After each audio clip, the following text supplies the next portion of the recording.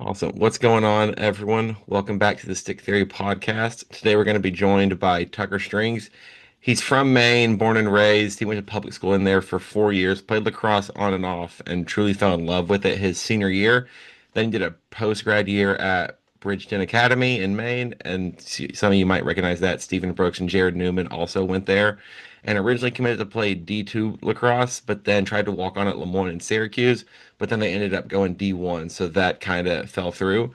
So now he moved back to Maine, and now he's chasing this lacrosse dream full time. So Tucker Strings, thank you for coming on.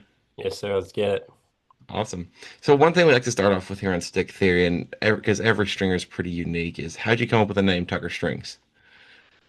Pretty simple. It's my last name. I bounced around with a bunch of different names. When I was at Lemoyne, that was when I started posting more because a lot of my boys were on the team there, and I was stringing six for them.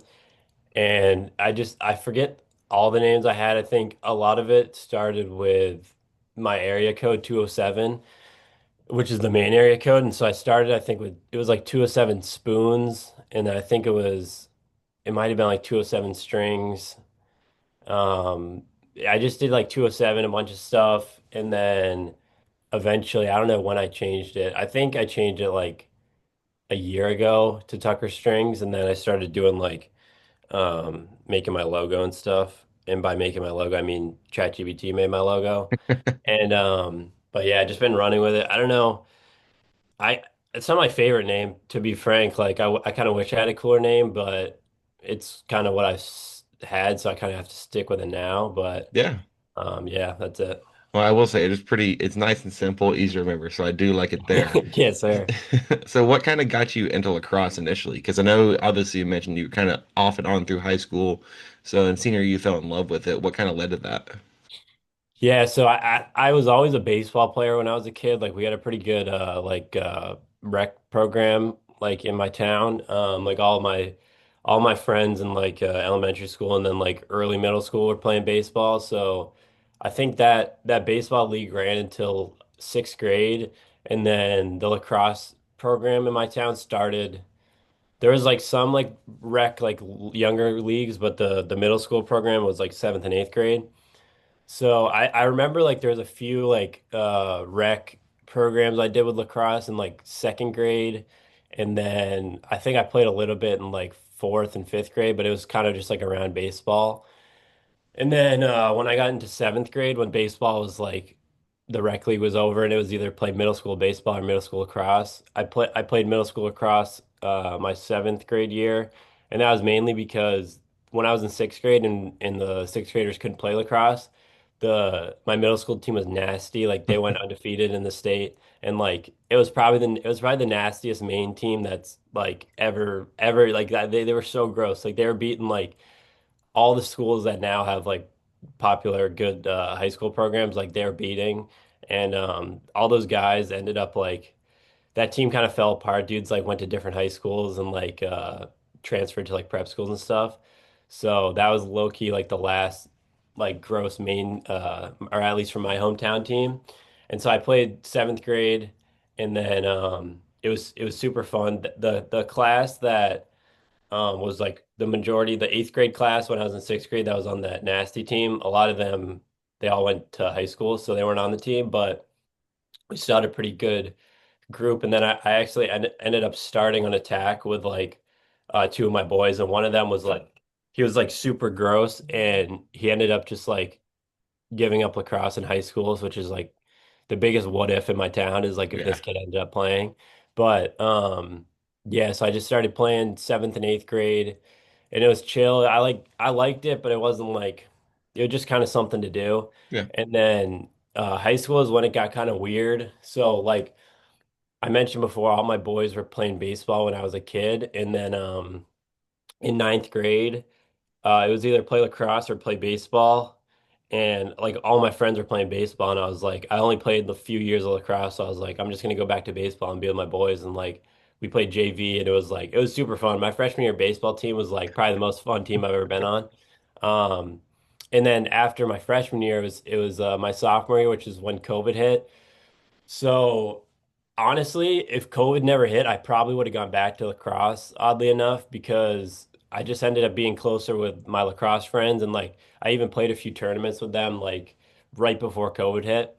And then so COVID hit and then it was like whatever. And then towards the end of COVID, I started like really stringing more sticks, honestly. And then junior year, I was like, I'm gonna play lacrosse. So I played lacrosse junior year, and my team was terrible, but it was super fun. Like my one of my best friends was on that team, and like we just loved it. So we would always like play. We would go to the field before school, after school, and then senior year, same kind of thing. Like we weren't that good, but it was fun. And then that's when I really fell in love with it was my senior year, and I started to realize like I don't know, I guess I could go to college and maybe play lacrosse. And then I played a year at Bridgeton Academy, and that was super fun. I got a lot of close friends from that team. Um, but yeah, after Bridgeton, I think is well, at Bridgeton is when I really fell in love with like the whole entire like stringing, lacrosse, like media, all that stuff. Um, and then it was a weird decision. Like my whole year was kind of weird. I ended up breaking both of my feet that Oh year. my. So I ended up stress fracturing one of my left foot in like I think like February before like the spring season. And then I was kind of rehabbing that. And then that took like a month to rehab because it was just a stress fracture. And then we ended up playing it was like a preseason game against Navy Prep in Rhode Island. And I was like coming off that injury and then it was like 20 degrees and it was like snow was falling. It was freezing. Like we couldn't feel our legs. And we were all in like full sweats. And then that game, I ended up like it went into triple OT, so it was a long ass Oh my. game. And I ended up like after the game, I was like, holy shit, my right foot now hurts. And so I was like, when I got back to campus, I had to like get it checked out, and then I ended up having the same thing that happened to my other foot on my right foot. So then it was like another month of rehab. And then once we fully got back into the spring season was kind of the time when I was like kind of talking to some coaches, like trying to get recruited, but then I was like, I don't know, like the whole breaking my feet thing was pretty discouraging. So it really took me like a while to figure out like what I wanted to do if I really like it was hard for me to get recruited. Like number one, I wasn't that good. And number two, like I didn't have that much film because my feet were both like I was just taking like I took like 2 months off. So I was talking to a lot of like D2 schools. I was originally committed to Franklin Pierce in New Hampshire and I took a tour there and it was like it was chill. Like the coach was nice and it was like my first real offer. So I was like I kind of just took it. And then I sat on that for like a month or two. And then I started to like apply to some more schools just to like see if I could get in. And then I ended up getting into Lemoyne, which was like always my dream school to play at because my dad went there. He's from Syracuse and like they won like six natties in D2 and Hmm. I thought it was sick. So once I got into Lemoyne, actually the coach had called me because I'd been emailing him for like 5 months, just like begging him to like give me at least a phone call. So he gave me a phone call and he was just like, look, like I can't give you a spot. It's super late and like honestly, you don't have that much film, but like it's not unheard of for us to take a few walk-ons, especially like D mids, which was my position. So I was like, sweet. And then that gave me enough like courage to just like enroll there and commit there. And then that summer after my prep school year, I was just like training super hard. Like I was like, if I'm actually gonna try to walk onto a team, like I don't want to show up and be like some schmuck. So like I was running like miles a day. I was at the field every day. I was lifted. I had like a trainer like with like a program to like get me in shape for like lacrosse for real.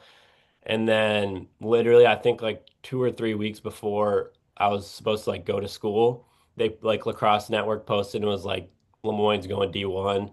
And then I was like, holy shit. So I like really had to focus and like figure out what that meant. And obviously I'm like they're going D1. Like I wasn't like expecting to walk onto a D1 team. Like I never thought about playing D1. Like I was pretty buns. Like I was like maybe I could scrape like a D2 roster if I walked on. But then I started having to look into like the NCAA eligibility aspect. So I remember like I was at the field literally like practicing when the post came out and I saw the post and I was like, bro, what does this even mean? And then I was looking into my like NCAA account like eligibility thing and I like opened it up and I was like it was like I'm good to play D3. I'm good to play D2, and then it was like D1. I'm like missing some things like that I needed to be eligible. And so I like called the eligibility thing, and I was like, "What does this mean? Like, is there anything I can do?" And they were like, "The only thing that you can do is probably like academic redshirt your first year." And I was like, that sucks." But I guess it like gave me a little bit of hope that like Hmm. maybe I could still like squeak on a roster at Lemoyne. And then I got to campus. Um, and I met with the coach like the first week, and he was like, he sat me down. And he was like, "Listen, there's nothing I can do." He was like, I'm not gonna red." He was like, "I'm not gonna academically redshirt a guy that like wasn't like you're just trying to walk on. Like you at least had to show up with some grades to get Yeah. the tryout." And so I was like, I was pretty bummed that meeting really like sucked the life out of me. And then that's actually when. I remember right after that meeting, I was going back to my dorm, and like my buddy right across the hall from me was on the lacrosse team. His name's Evan Nielsen. And I remember like having a conversation with him. I was like, "Yeah, dude, I just sat down with the coach and he told me like it's a no-go. So I don't know what I'm gonna do now." And he was like, "Damn, dude, that sucks. Good luck though." And so I just like went into my dorm and I just like really was like, like, what am I gonna do?" And then ended up becoming really close with my buddy across the hall, Evan. And then with that, I ended up becoming really close with like most of the freshman lacrosse team because a lot of them were in my dorm. And then after that, I just kind of started stringing sticks, like hanging out with them, going to the field like once in a while, shooting with them. Kind of just staying around lacrosse, but like obviously wasn't playing. And then that's really when I fell in love with like stringing and posting and all that type of stuff. And we would all like watch all the other games. We'd go to some Cuse games and stuff. Like it was just super fun to be in Cuse and like be around all that stuff. And then after that, that year was pretty tough for me, just like realizing that like I wasn't playing anymore. And like the first semester, I was talking to some D3 schools like around the New York area, and I was like thinking about transferring and like playing D3 with some of my other boys. And then I ended up just being like, I don't know, like I'm just gonna see what happens. I finished that year, and then I ended up moving back to Maine to be with my girlfriend, and then we ended up getting an apartment together and kind of just being like, we're gonna figure out what's going on from here. And then we've been living together for about a year, and then this like probably since we've been living together, I've really started to like pop off the Instagram and try to do Hmm. something.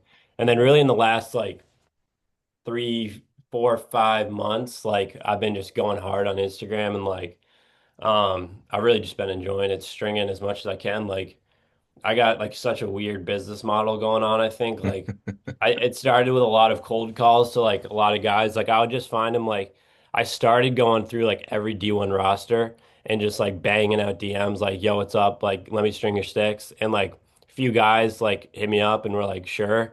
The biggest name like early was like a year ago, like when I really first started, he was like the second guy that let me string a stick was Caden Harshberger at UNC.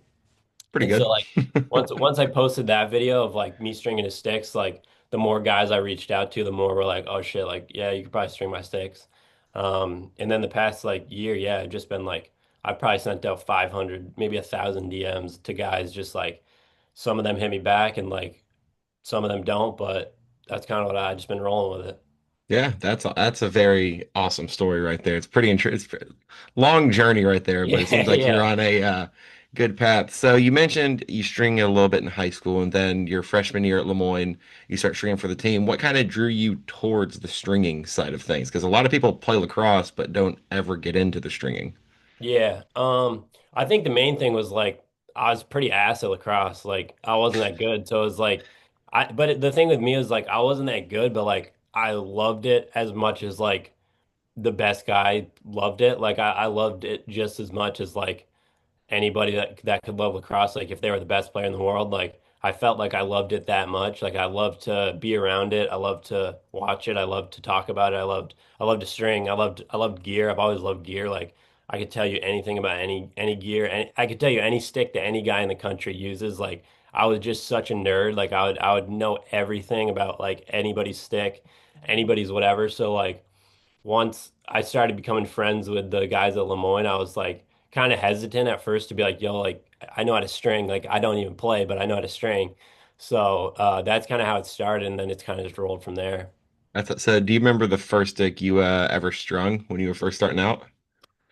I mean, I remember I had like a babysitter that like played lacrosse and like in like college. I think he played like club or something, and I remember he gave me a few sticks when I was like probably in like fifth grade when I was like playing like a little bit of rec ball.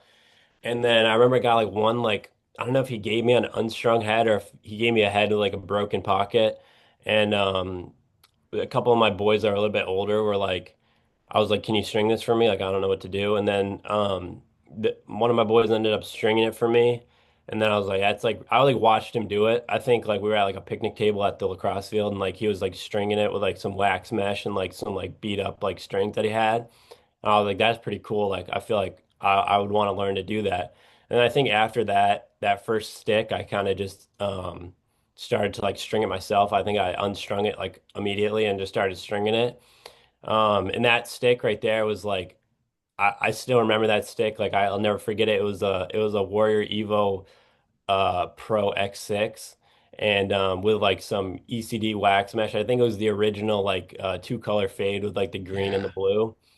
But that stick, I remember like it was so old we were playing, and I think like I must have forgot a screw or something in it, and I think I took a shot one day and like the head flew off and hit the post and it like shattered. No. And so I remember like I had that stick that was like shattered under my bed for like 10 years probably.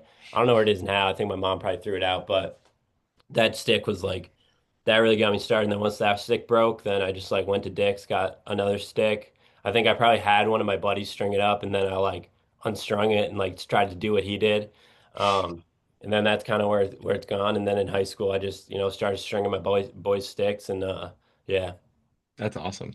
So, what kind of changed most about your process kind of over the years? Because I know for me, when I first started out, it was a lot of like pattern copying, and then you kind of learn how sticks function a little bit and like what each different knots do. So, what's kind of changed about your process over the years? Yeah, I mean, I I think early on I was pretty much copying everything. I don't even know like I mean, I still copy shit to this day. Like, I think a lot of it I learned from ECD Greg's tutorials. Like, that's pretty much like everything I've learned is from Greg. And like, I don't know, Greg is just like he's my goat. Like in lacrosse, Greg is my goat because Yeah, like I think that he's definitely taught the most kids how to string just because he like has. his tutorials were just like they're so undefeated. Like his original tutorials with like the gray optic and the green strings and shit. Like you couldn't learn better than that. Yeah. So I think a lot of it started from like learning from Greg and like he would do like the individual knots. I think he did like the Mm. top string and then he would do like the knots and like even though he would do like the knots, like I wouldn't know how to put them together. So I think then I would have to like go on Instagram and like look at like where the knots actually went on the head. And then I just started replicating it like that. But I think like as time evolved, I think I was really always copying patterns from Instagram, and I think that honestly, I don't know when I switched to like being able to do my own stuff. I think it was probably like senior year of high school when like a kid would like be like, "Yo, can you string my stick?" And I was like, "Yeah, I'm gonna do something that I haven't seen and just try it out." Um, and then I think that just ended up like snowballing into like just doing random stuff with kids' sticks that like they didn't care if they didn't care enough like about like they weren't specific about their pattern, I would kind of do something Yeah. something different. And that's kind of the same thing I do now is like if a guy comes to me and he's like I'm like, do you have a picture that you want me to follow? If he's like, no, then I'm just like, I'm just doing whatever. Like, I'll be like, what do you like? Do you like a lot of whip? Do you not like whip? And he'd be like, yeah. And then I'll just throw whatever I think looks Yeah. cool in it. That's awesome.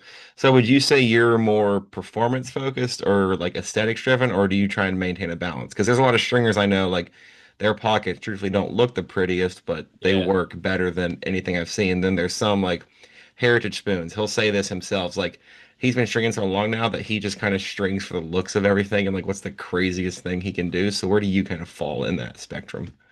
Yeah, I think I probably fall into like the balance of aesthetics and function. I think that I've tried more to obviously focus on the performance because I string Mhm. for a lot of guys that play like pretty Yeah. big roles on their team. So I've tried to make sure that like the pocket's gonna last, it's gonna perform how they want it to, but like definitely throwing in like I string a lot to the inside. I string like a bunch of different top strings. I think top strings are the biggest thing for me is like if a guy sends me a pattern that he likes and it's just like a normal nine diamond top string, I'm like, do you care if I throw in like a weird like Liberty top string or like whatever? And they're like, yeah, just do whatever you want, but like keep it this similar pattern. Um, and even if they're like keep it the similar pattern, I'm like usually I ask them like, yo, is it cool if I string like a few of the knots at first to the inside? Because I think like honestly, my theory with like stringing now, I think I could break down what I think is the perfect pocket, and I think if guys aren't that picky, I'll kind of try to persuade them to let me do that, and then a lot of the guys do. What would you say the perfect pocket is for you?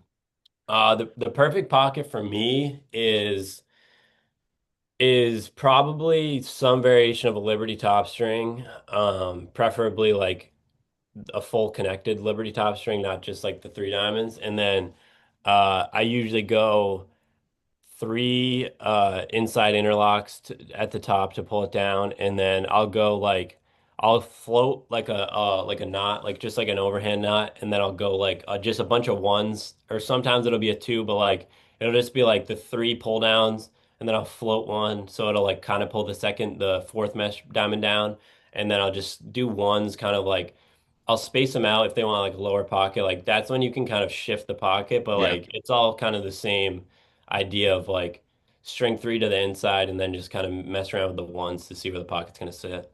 Yeah, love that. I like the breakdown of that. So, how do you kind of approach different player positions? Because I think it's changed a lot of. Because a while ago, it used to be poles used high pockets, good on ground balls, but now like I've personally strung some sticks for poles like they like a low pocket, which to me is kind Yeah. of weird because I played pole, but if it's what they Yeah. want, so how do you kind of approach different positions and playing styles? Yeah, I mean, a lot of the time I really just base it off of like I'll ask them like even if they don't want me to copy their pattern, if they want me to do like my own thing, which a lot of the guys do, I'll kind of just be like at least send me a picture of a head that you liked, like that you like the feel of.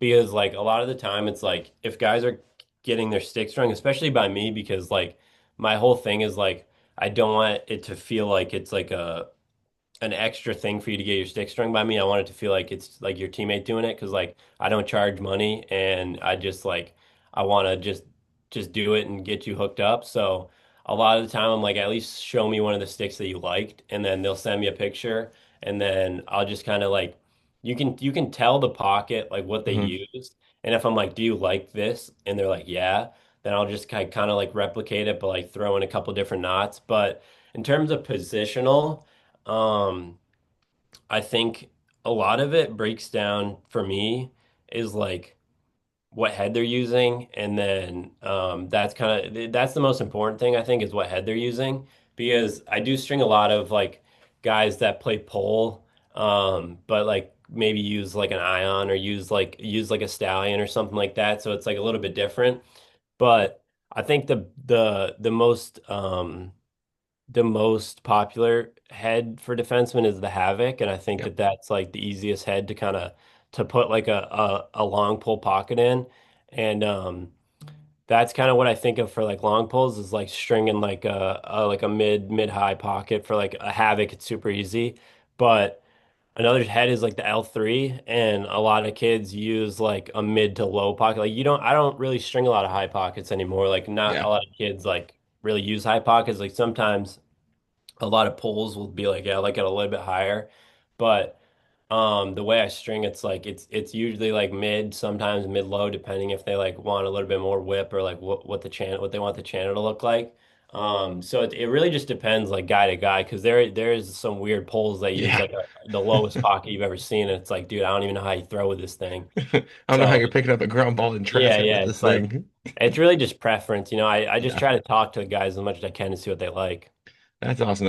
I like that approach. That's probably similar to what I do with a lot of it. Because like one example I use, one of the polls. So I'm our club director down here for one of the local clubs, Yep. and uses the gate two ground ball head, and like he wanted Yeah. armor mesh and like a lower pocket. I'm like, Yeah. sure, man, like Yeah. knock yourself out. And so like I Yeah. strung and like throws dimes, like pushes transit, Yeah. like works for him, but I'm like I couldn't use it. I know that. Yeah. Yeah, dude. I mean, I get a lot of weird requests. Sometimes like this is the thing is like I'll get some requests and I'm like, dude, I don't even know like what you're talking about. They're like, dude, yeah, I want like a low pocket with like a lot of whip and like no feel and like I want it to like rattle off the top. And I'm like, dude, I don't even know like I don't know who's putting that pocket together, but it ain't gonna be me. So like you're gonna get the best I can do. And if you like it, thanks. And if you don't, then I'm sorry. But like it's kind of like some guys like aren't really picky, but if a guy's really picky, I'll really try to figure it out. But if guys are giving me like I don't even know, just do this, I'm like, all right, dude, I'm gonna string it. I'll send you a video if you like it, good. If you don't, I'll change it. But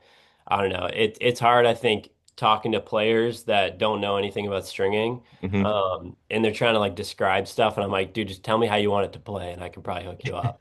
Yeah, that's my biggest gripe is like so I have an opinion that everyone should at least have some idea of how to string a stick. Even if you're not going to do it, you should know like what kind of goes into it. Like Brendan O'Neill, for example, there was a Yeah, video that went viral of him being like, "Yeah, I don't know anything about stringing." I kind of just because like I'll be tweaking with it and everything is like, yeah, but if you don't know anything about stringing, you can't tell them what you want and like how yeah, certain things perform. And like you were saying earlier, like I want a low pocket, high whip but yeah, like no feeling like a lot of those things like contradict each yeah. other and can't really function together. Yeah, for sure. I think one of the best things that I've heard on that is Coach Tillman at Maryland. He was on a podcast. I can't remember what podcast it was, but he was talking about like how he feels the same way. He doesn't feel like everybody should know how to string their stick, but he feel you at least need to know how to like tweak it or at hmm least tell like the stringer on the team how to tweak it and like be able to like if I string sticks for guys, a lot of the time I'll tell them like if you have any questions or problems with it, just like let me know. You can like call me or FaceTime me, like show me what's wrong with it, and I can kind of like walk you through it. Because a lot of the time it's like as long as it's not like unstringing the whole stick, if it's like a shooter, like I'll just be like, dude, just like untie it and like tighten it a little bit or loosen it and then tie it back up. And I think like Tillman was talking about how like he's going to the Final Four every year. If you're in the Final Four, you're in championship game, and it's like your stick's throwing low. Like you're gonna need to tweak it a little bit on the hmm sideline. So it's like you're gonna have to either go do it yourself or tell the equipment manager, like, hey, my stick's throwing low. Like you got to tighten it or something. So it's like I think yeah, everybody should know like what they like, especially that play at the highest level. Like at the end of the day, like you can't just be like I mean. Somebody like Brendan O'Neill, even though he doesn't know how to like string his sticks, like he knows exactly what he likes, Yep, and he knows like he wants it the same every single game. And I think like that's pretty important, I think, for guys to like really focus on and understand like their stick. I think honestly another thing, and I'm going on, but like you're good. another thing that like is I don't want to say it's like lost on people now, but I think just with like the amount of sticks that kids are getting, especially from like top Division 1 programs, is like people aren't bonding as much with each stick. Yeah, And I think like that's not as important to me as like having the same pocket in every stick. Because like I think like having a pocket that you like and you're comfortable with is really important. But I think like really finding that, especially like I try to preach to guys early, like especially like freshmen or people going into their senior year of high school, like I want them to find a stick that like is the brand of the college that they're going to and like have the pocket. Like I'm trying to figure out pockets for guys that they like and they're going to use for the next 4 years because it's like you gotta know the stick as much as you yeah, know anything. So I just feel like a lot of the guys are like they're getting like 3 sticks in the fall, 3 sticks in the spring, like maybe one in the winter, and it's like you got 7 different sticks. Like it's easy for like a guy to get it strung a different way, especially if they're going to like a teammate. Like the teammate's probably just stringing it up, whatever, handing it back to him, and like that's kind of what I want to like focus most on with my guys is like you can come to me whenever you need a stick and like you tell me what you liked about your last one and like I'm gonna try to replicate it and so you're comfortable with it. And I think that's the most important thing. It's just keeping the consistency within each stick and like really, really bonding with it. yeah. That's I preach that to a lot of our guys. Like the biggest thing I tell these kids I coach at high school is like you're there's like, oh coach, look at my backup. Like it's so cool. I'm like, it's completely different from what you're using now. Like your backup should be identical to Yeah. your gamer because if your gamer breaks, you don't need to figure out how to use a new stick on the fly. Like Yeah. just pick it up and go. Yeah, Like exactly. that needs to be the expectation for it. So you alluded to or the Havoc 2 a little bit. So what are some other like current heads that you're kind of enjoying stringing on the market? And then what are some of your favorite meshes to use right now? Favorite heads, I think first one is definitely the L3. I think that the L3 is just like it's the GOAT. Like it's never I don't see another head like beating it. I mean, I know that L4 is coming out literally like tomorrow actually, but It's nice.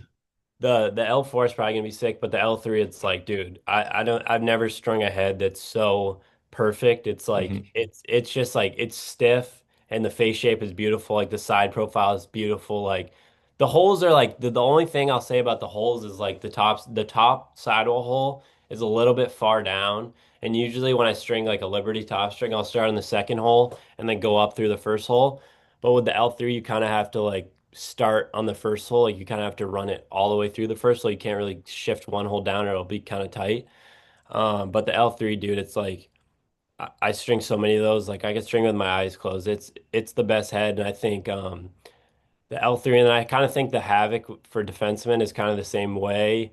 Um, and then I'm trying to think. It's really those two heads, and then obviously like the Ion. I love stringing the Ion, especially for like attackmen with like a low Yeah. pocket. But also like my favorite brand probably is String King. And I mean I love all their heads. Like I've been a String King user like my whole life. I've always used like the 2V. I think I had like the Mark 1 when it first came out, like the complete stick. But String King's awesome. I mean their sidewall holes, they got so many, and like the top string, especially with the 3V, they got like 8 top string holes. Yeah. It's like it's so sick. So I think that L3, the stringing heads, the Havoc, and the Ion are probably like you can't beat those heads. Like it's so they're so good. Yeah, those are solid choices there, especially the L3. I have a L4 sitting on my wall. It's Yeah, yeah, if you like the L3 a lot, it's gonna be yeah, I, it improves a lot. It's a lot stronger. Is so like the yeah, L3, I know a lot of problems that happened with it is a lot of poles use it, but it's not as stiff as like an old L2. So the yeah, L4 is pretty stiff, I will say. yeah, yeah. And then I didn't talk about mesh, but the mesh is like it honestly it comes down to the diamonds. Like I've strung everybody's strung 10 diamond forever, but like my favorite mesh string is 9 diamond. Hmm.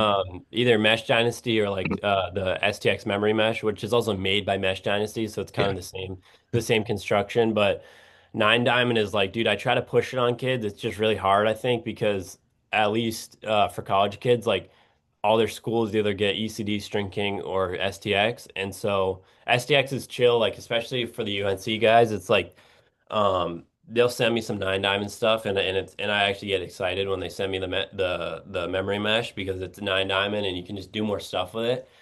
So I think 9 diamond is my favorite. Mesh Dynasty, the 9 diamond divine or whatever it's called, Hmm. that's my favorite mesh. But then more mainstream meshes. Like I like Hero 4. I like the String King. I like 4X is probably my favorite mesh ever. Like I don't think I don't know if any mesh has beat it yet. 4X is probably my favorite 10 diamond mesh.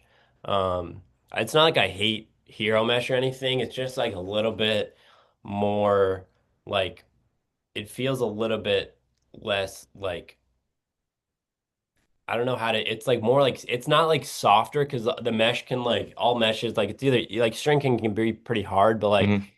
it's more like yarny. The hero mesh is more like it Yeah. feels more like yarn, like typical yarn, and then Hmm. the shrinking mesh feels like some like really like some high quality like Yeah. fibers. I know ECD is like super high quality, but like shrinking, especially like the five.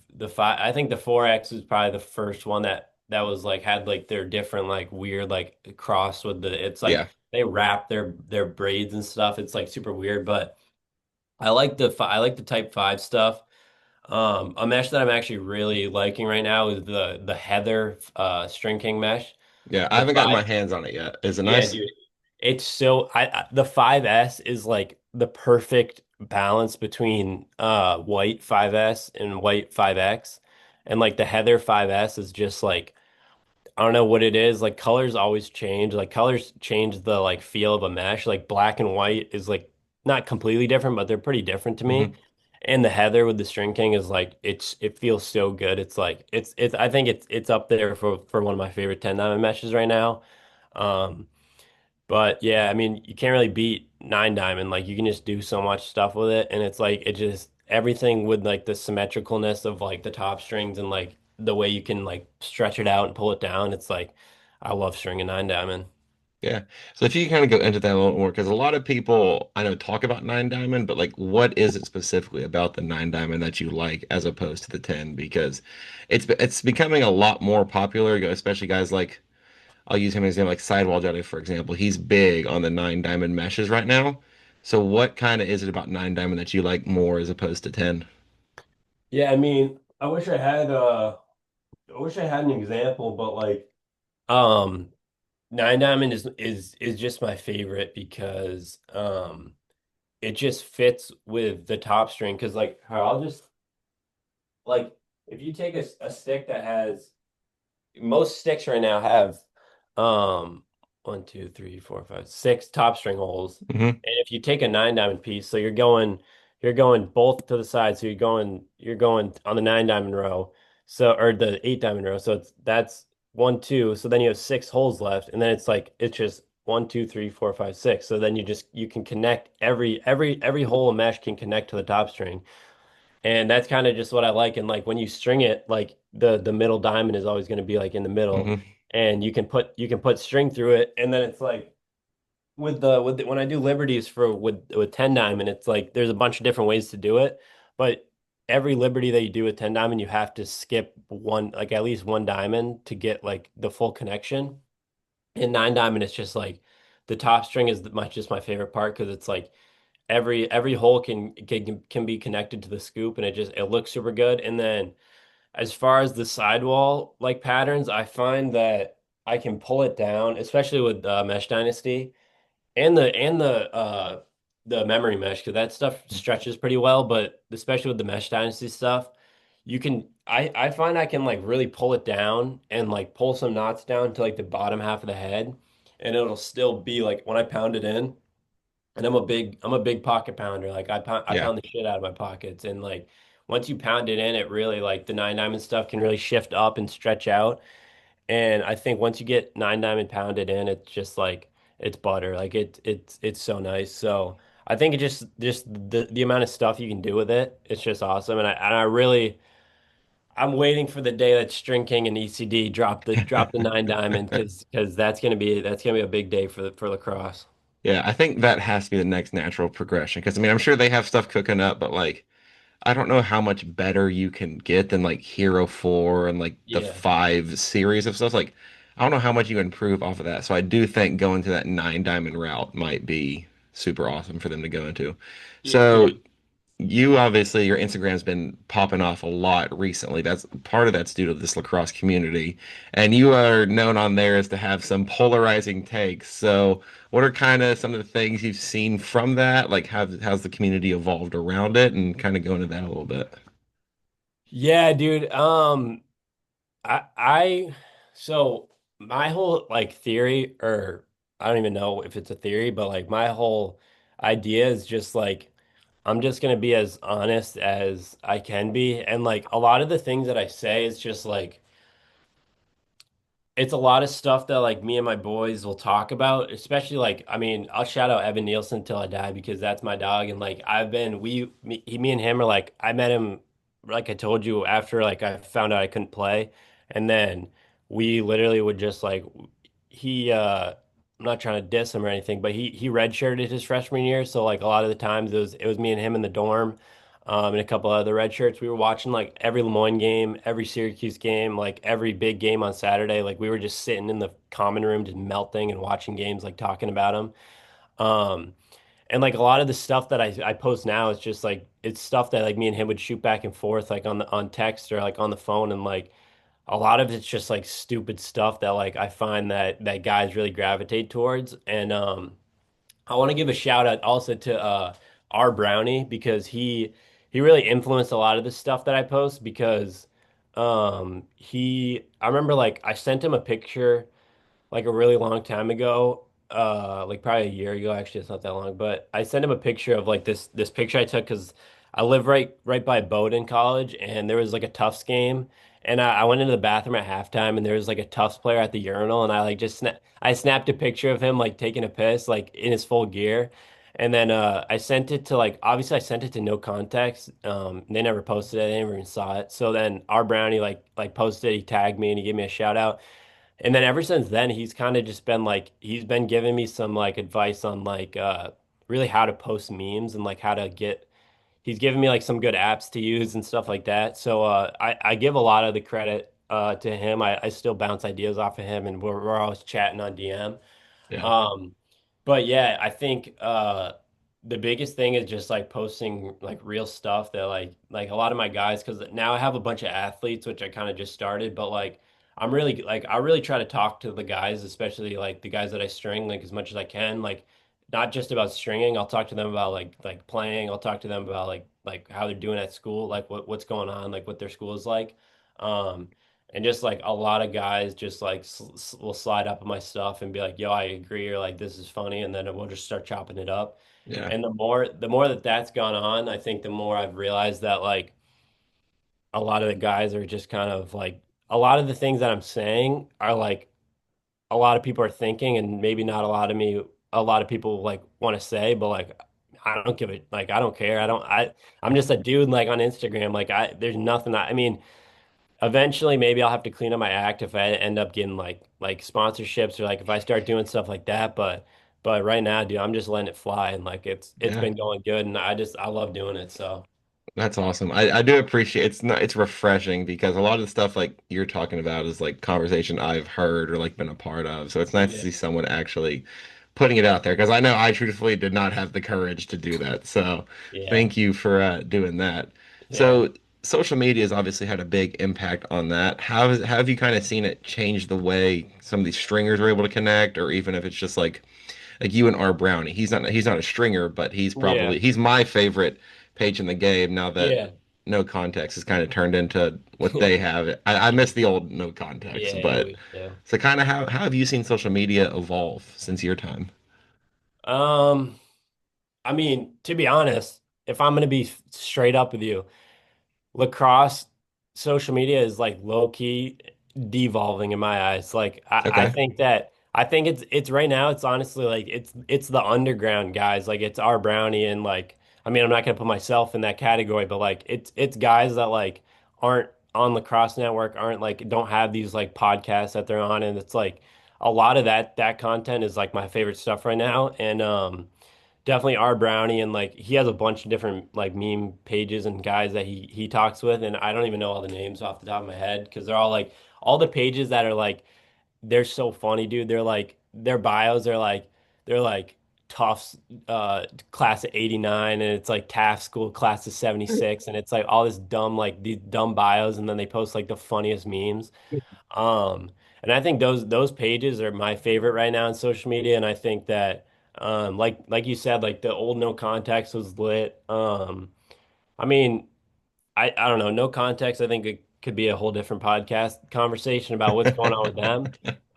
But yeah, I think it's honestly just like the underground stuff. And I mean, damn, dude, I know it's hard for Lacrosse Network to like get into like kind of the more niche, like risky things to post. Obviously, they're not going to do that, but like some of the stuff they post, dude, is just like, come on, dude. We don't want to see that. Like I don't care. Like a lot of the guys don't care about that type of stuff. So it's I think most of it is just underground guys that don't care about what they post, and it's just funny and Yeah. it's real, and that's kind of what I've been noticing with social media. Yeah, I do like how you framed that. It's almost like the big media. I do agree with you a little bit. Like one example I always use, me and a couple of my buddies talk about like the CJ Kerr stuff. I Yeah, get like he's a good player. Like he's probably one of my favorite players in the world right now. Just the way he plays, I love. But it feels like every other post about it's like, oh hey, do you know he had four brothers who also play lacrosse? And it's like, yeah, guys, we get it. Like let's pump the yeah, brakes. We don't need six posts in a row about it. yeah, dude.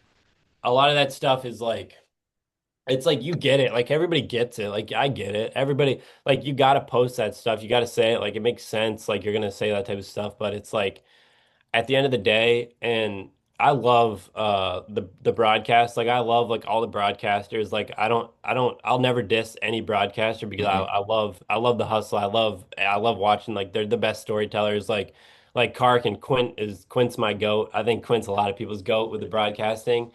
But like yeah, dude, like Kark and all the broadcasters like you hear the same stuff like every game and like multiple times a game. And I think a couple of the biggest things was like in high school or in college, it was the Kavanaugh brothers. Like every time Yeah. Notre Dame was playing, you were hearing about the Kavanaugh brothers, you're hearing about the Kavanaugh ride, you were hearing about like all the history, and it's like, dude, we get it, but like let's talk about the game that's going on right now. Yeah. And like let's just like and another thing that I like I think I made like a stupid meme about it like a while ago, like at the beginning of the season, but when Jared Bernhardt came back. And Oh dude, my it was goodness. it Sure, he was played football?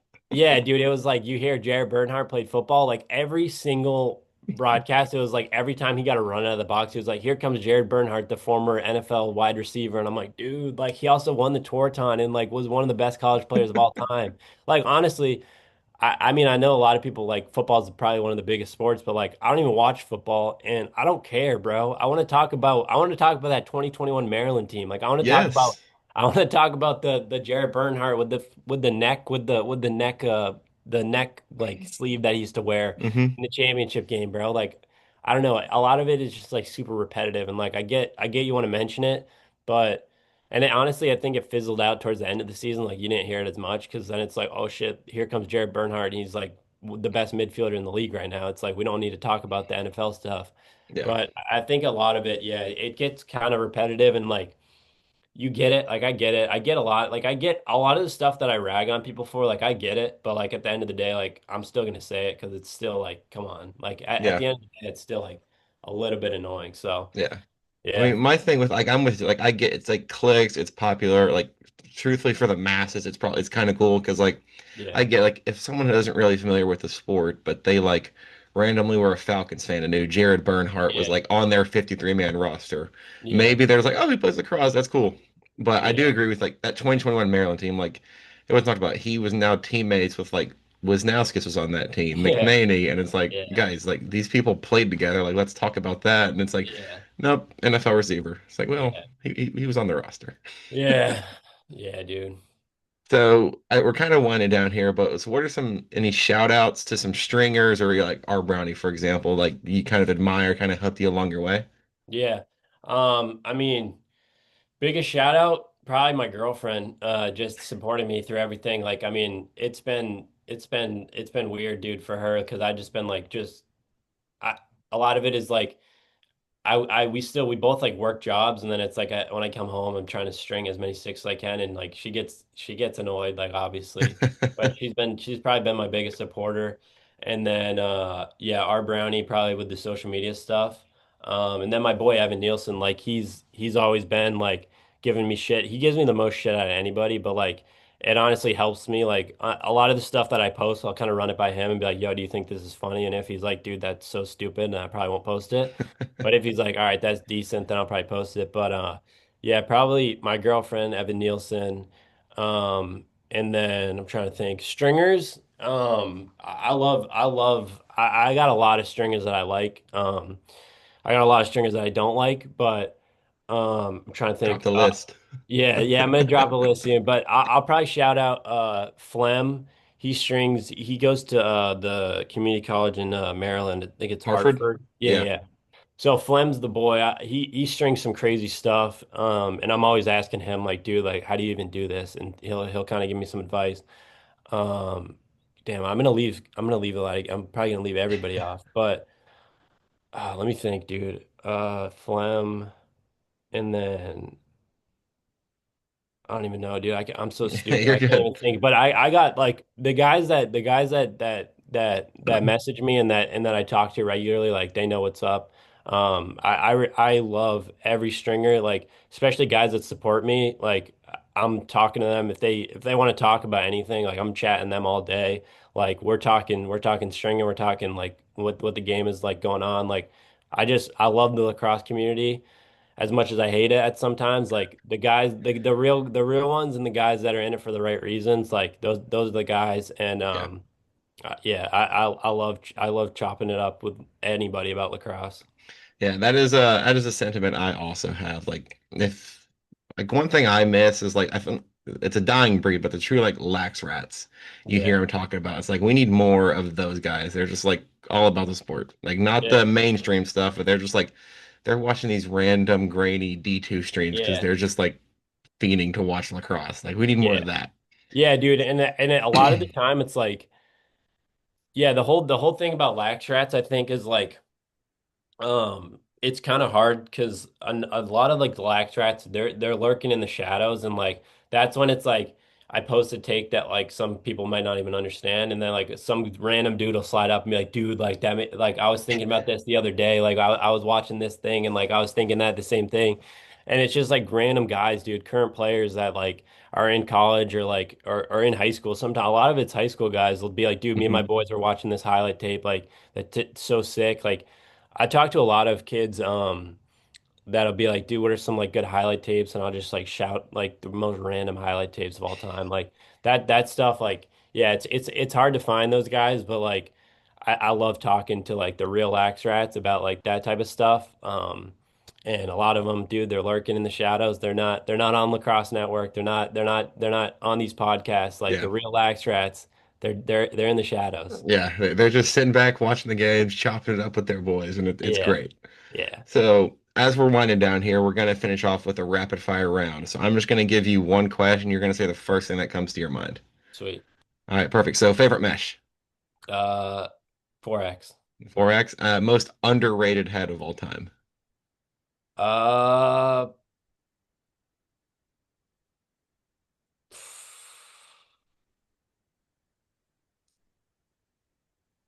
God, I gotta go with the the one that Andrew McAdory uses. I don't even know the name. It's Nike though. Is it Surge Elite maybe or no? Yeah, I think it's that one. The Yeah, tight pinch. It's like the old CEO. I'd say that yeah, one. awesome. Most overrated head of all time. Mm.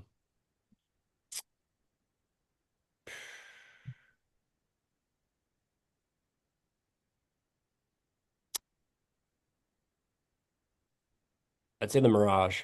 Mirage, it's sleeper pick right there. I love that. What's your favorite head to string? Uh, L3. L3, perfect. Excited for that L4 dropping Yeah. tomorrow. It's so and then finally tape or no tape on a stick. Tape. I go crisscross all up and down. Crisscross. I love Yeah. that pattern. Well, Tucker Strings, thank you so much for coming on again. Where can listeners find your work, follow you, reach out? Yeah, Tucker Strings on Instagram, tuckerstringslax.com. Yeah, those my emails somewhere probably on there, but yeah, dude, DM me, whatever, follow my Instagram, go to the website, like I'm always just shooting dumb shit out. So, Yeah. Awesome. Well, thank you so much again for coming on. To all you listening, make sure you like, comment, subscribe. Hopefully we have some more episodes coming out soon. And yeah, thank you again for coming on. yeah, appreciate it, man.